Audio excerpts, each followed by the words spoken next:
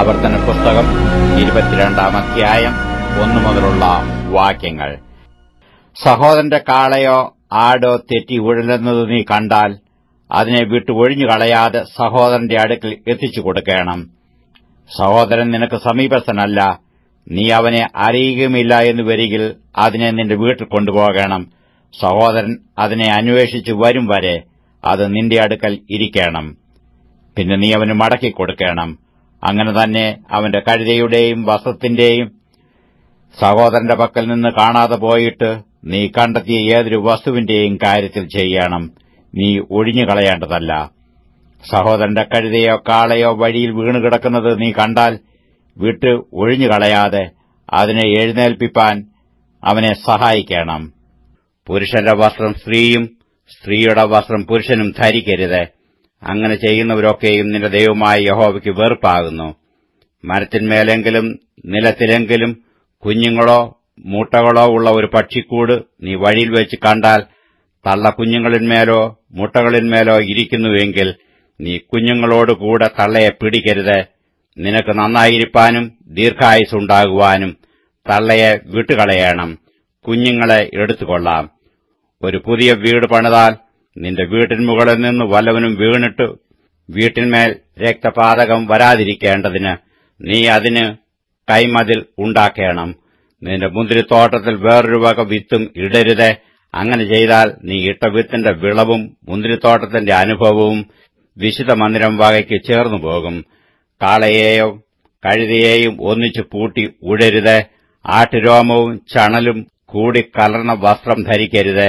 നീ പുതയ്ക്കുന്ന മേലാടയുടെ 4 കോണിലും പൊടിപ്പുണ്ടാക്കണം.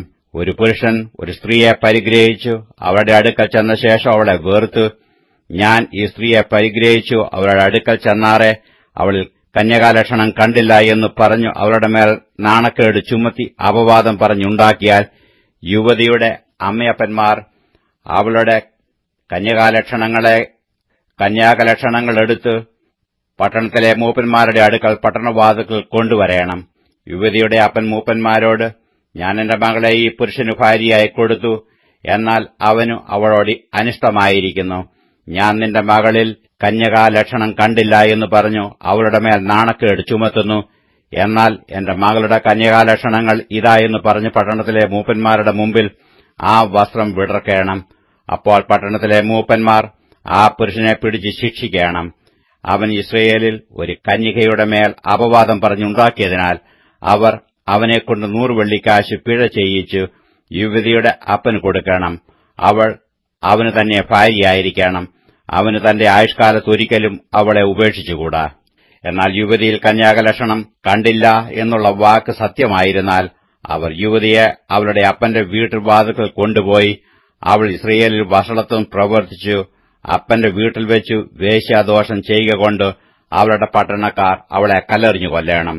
ഇങ്ങനെ നിങ്ങളുടെ ഇടയിൽ നിന്ന് ദോഷം നീക്കിക്കളയണം. ഒരു പുരുഷന്റെ ഭാര്യയായ സ്ത്രീയോടുകൂടെ ഒരുത്തൻ ശയിക്കുന്നത് കണ്ടാൽ സ്ത്രീയോടുകൂടെ ശയിച്ച പുരുഷനും സ്ത്രീയും ഇരുവരും മരണശിക്ഷ അനുഭവിക്കണം. ഇങ്ങനെ ഇസ്രയേലിൽ നിന്ന് ദോഷം നീക്കിക്കളയണം.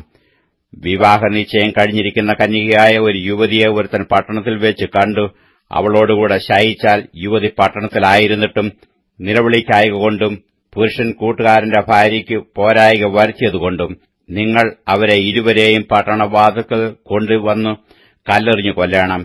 ഇങ്ങനെ നിങ്ങളുടെ ഇടയിൽ നിന്ന് ദോഷം നീക്കിക്കളയണം. എന്നാൽ വിവാഹ നിശ്ചയം കഴിഞ്ഞിരിക്കുന്ന ഒരു യുവതിയെ ഒരുത്തൻ വയലിൽ വെച്ച് കണ്ട് ബലാത്കാരം ചെയ്തു അവളോടുകൂടെ ശയിച്ചാൽ പുരുഷൻ മാത്രം മരണശിക്ഷ അനുഭവിക്കണം. യുവതിയോടോ ഒന്നും ചെയ്യരുത്. അവൾക്കു മരണയോഗ്യമായ പാപമില്ല. ഒരുത്തൻ കൂട്ടുകാരന് നേരെ കയർത്തു അവനെ കൊല്ലുന്നതുപോലെയത്രേ ഈ കാര്യം. വയലിൽ വെച്ചല്ലോ അവൻ അവളെ കണ്ടെത്തിയത്. യുവതി നിലവിളിച്ചാലും അവളെ രക്ഷിപ്പാൻ ആളില്ലായിരുന്നു.